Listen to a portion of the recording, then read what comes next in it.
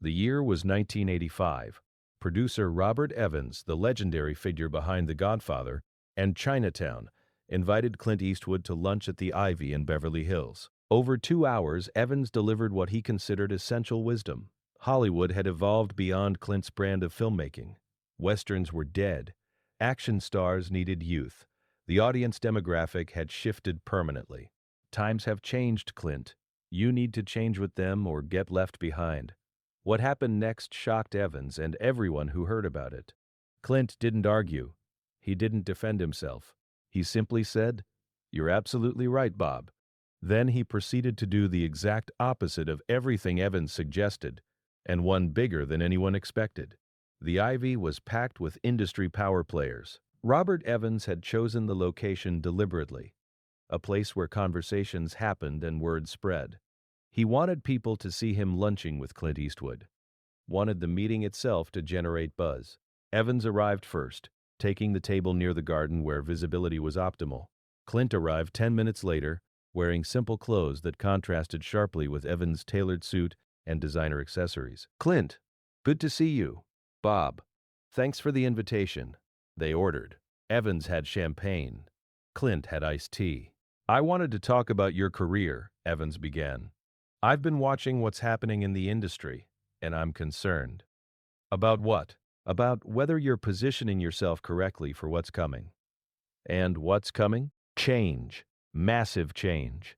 Evans leaned forward conspiratorially. "The audience is different now. They want youth, energy, spectacle. The quiet, methodical approach you've built your career on, it's becoming obsolete." Evans spoke for 30 minutes without interruption. He laid out his case with the confidence of a man who had seen Hollywood cycles come and go, who understood the machinery of stardom better than almost anyone alive. Westerns are finished. Heaven's Gate killed the genre. Nobody wants cowboys anymore. They want space battles. They want stories that move fast and hit hard. "I see. Your last few films have underperformed. The numbers don't lie, Clint. Audiences are telling you something." "What are they telling me?" "That you need to evolve. Maybe produce more, direct less, mentor younger talent, find a graceful way to step back from leading roles. The leading men of tomorrow are in their 20s and 30s. Stallone, Schwarzenegger, the action stars, they're the present. You're in danger of becoming the past." Evans continued, warming to his subject. "I'm not saying this to hurt you. I'm saying it because I respect you. I've seen careers flame out because people couldn't read the room. Don't let that be you." When Evans finished, he expected argument. He expected Clint to defend his choices, to cite his successes, to push back against the assessment that his moment had passed. Instead, Clint nodded slowly. "You're right, Bob. I am. Times have changed. The industry I started in doesn't exist anymore. The audience has different expectations. The whole landscape has shifted." Evans was momentarily thrown. "So you agree?" "I agree completely. Things are different now. The question is, what to do about it?" "Well, what I'm suggesting is, you're suggesting I adapt to what the industry thinks it wants. Follow the trends. Chase the youth demographic." "Essentially, yes. That's one approach." Clint sipped his iced tea. "There's another approach." "What's that?" "Do what I do well and trust that good work finds its audience." "It's not realistic." "We'll see." The lunch ended cordially. Evans believed he had delivered wisdom. Clint thanked him for his concern. They shook hands, promised to stay in touch, and went their separate ways. But their conversation had crystallized something for Clint. Evans represented a certain kind of Hollywood thinking, reactive, trend-chasing, perpetually anxious about relevance. It was the thinking that led studios to abandon genres when they had a few failures, to pursue whatever seemed hot at the moment, to treat audiences as demographics rather than people. Clint had a different philosophy. He believed that quality storytelling transcended trends. He believed that audiences, given the chance, would respond to material that respected their intelligence. He believed that chasing fashion was the surest way to always be out of fashion. And he believed that the Western wasn't dead. It was just waiting for someone to revive it properly. Within months of the lunch with Evans, Clint began developing a project that contradicted every piece of advice he had received. Pale Rider was a Western, the genre that everyone said was finished. It was methodical and atmospheric, the opposite of the fast-paced spectacles that were dominating theaters. And it starred Clint Eastwood as an aging, mysterious figure, not a young action hero, but a mature presence with weathered authority. His team was cautious. Bob Evans isn't the only one saying Westerns are dead, his agent warned. The studios are skeptical. Then we'll make them less skeptical. How? By delivering a good film at a reasonable budget. If the numbers work, skepticism becomes irrelevant. And if the numbers don't work, then I'll have made something I believe in. That's worth more than making something I don't believe in that happens to succeed. Clint approached Pale Rider with characteristic efficiency. He shot the film quickly, bringing it in under budget. He avoided the excesses that had destroyed Heaven's Gate and scared studios away from the genre. He proved that Westerns could be made economically, without the bloated budgets that made them financial risks. The production was smooth, no drama, no conflicts, just professional filmmaking from people who knew their craft. Word began spreading through the industry. Clint was making a Western, and it was going well. Some people laughed. He didn't listen to anyone, they said. This is going to be a disaster. Others were more thoughtful. Clint doesn't make moves without calculation. If he's making a Western, he must see something the rest of us don't.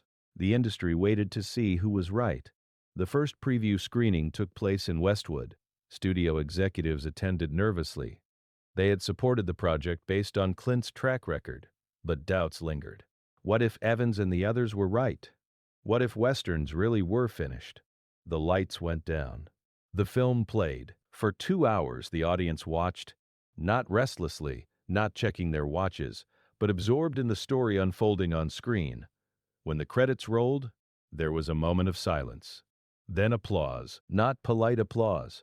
Genuine, enthusiastic response from an audience that had expected nothing special and found something they connected with. The preview cards were exceptional. Audiences praised the atmosphere, the characters, the sense of classic filmmaking that felt fresh rather than dated. They didn't care that Westerns were supposed to be dead. They cared that they had been entertained. The studio executives exchanged relieved glances. Maybe Clint had been right after all. Pale Rider opened in June 1985. It exceeded expectations. The film performed strongly in its opening weekend, with numbers that surprised industry analysts who had written off the Western genre. It held well in subsequent weeks, suggesting genuine audience enthusiasm rather than mere curiosity. More importantly, it proved something. Audiences hadn't abandoned Westerns. They had abandoned bad Westerns, or Westerns that felt like products rather than stories. When given a film that respected the genre and respected their intelligence, they responded. Critics noticed. Eastwood proves that the Western is alive and well, one reviewer wrote. The rumors of its death have been greatly exaggerated. A masterful return to form, wrote another. Evidence that quality transcends trends. The narrative began shifting. Clint Eastwood wasn't out of touch with modern audiences. He was ahead of them, making films that would find their people regardless of what was supposedly popular. Robert Evans heard about the success of Pale Rider through industry channels. He was gracious enough to send a note. Clint, congratulations on your success. It seems you proved me wrong. Well done. Clint's response was brief. Thanks, Bob. You weren't wrong about times changing. You were just wrong about what that meant. The exchange was private, but its implications were significant. Evans had argued that changing times required following trends, adapting to what the industry thought audiences wanted. Clint had argued that changing times required understanding what audiences actually wanted, which wasn't necessarily what the industry believed. The box office had settled the argument. Pale Rider wasn't an isolated success. Over the following years, Clint continued doing what the industry said couldn't be done. He made Westerns when Westerns were dead. He made intimate dramas when blockbusters dominated. He directed films about aging and mortality when youth worship was at its peak. And consistently, against expectations, his films found audiences, not always massive audiences. Not always blockbuster numbers, but sustainable, profitable audiences that validated his approach. The pattern was clear. When experts said something couldn't work, Clint often proved them wrong, not by arguing, but by executing, not by following trends, but by creating work that transcended trends.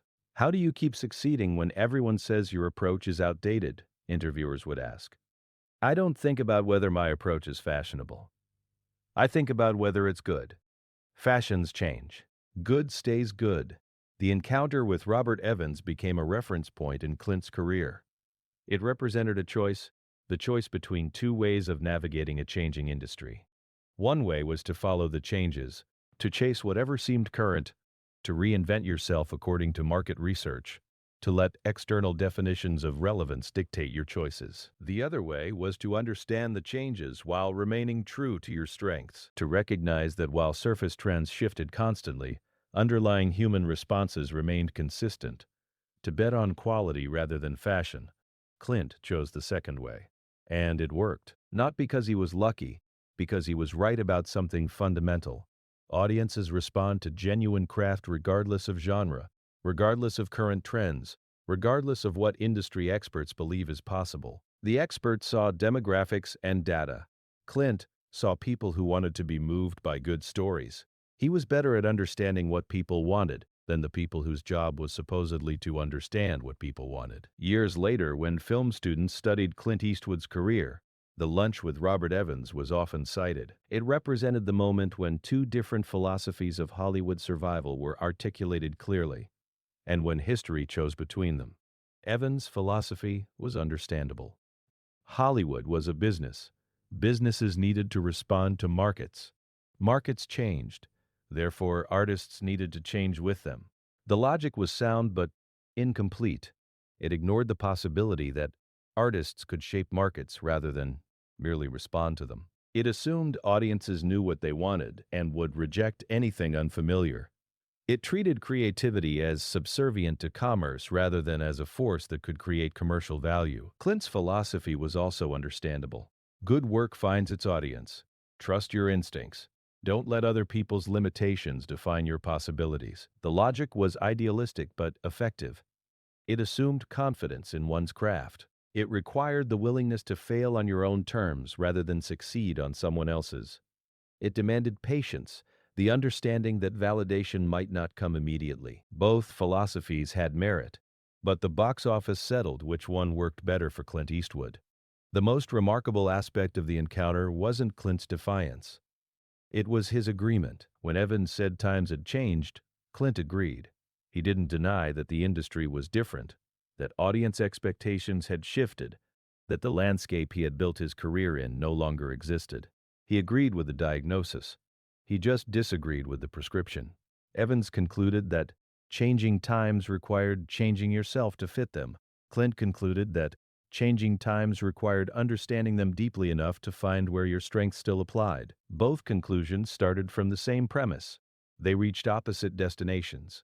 And the destination Clint reached was the right one, for him, for his career, for the audiences who would benefit from his commitment to his vision. A Hollywood veteran warned Clint Eastwood that times had changed. Clint agreed. Then he won. The lesson wasn't that industry wisdom was always wrong. Sometimes it was right.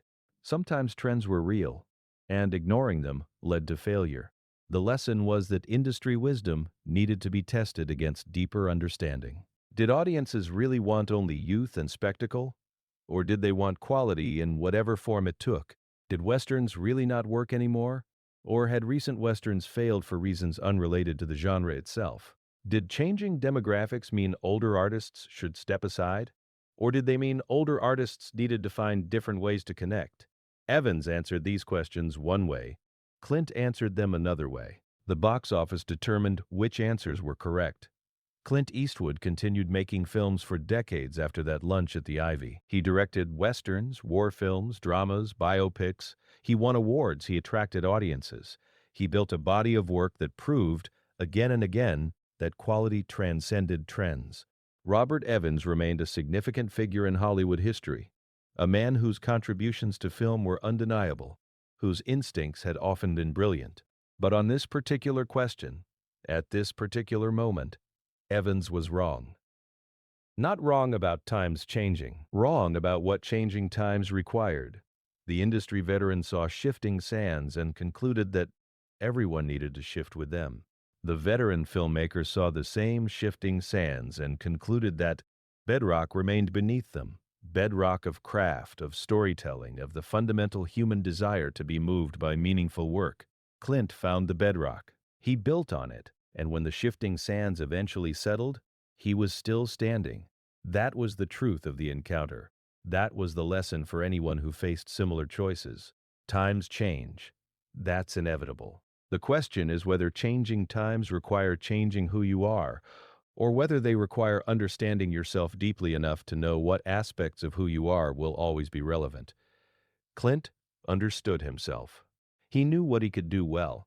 He trusted that doing it well would matter, regardless of what experts said was fashionable. And he was right.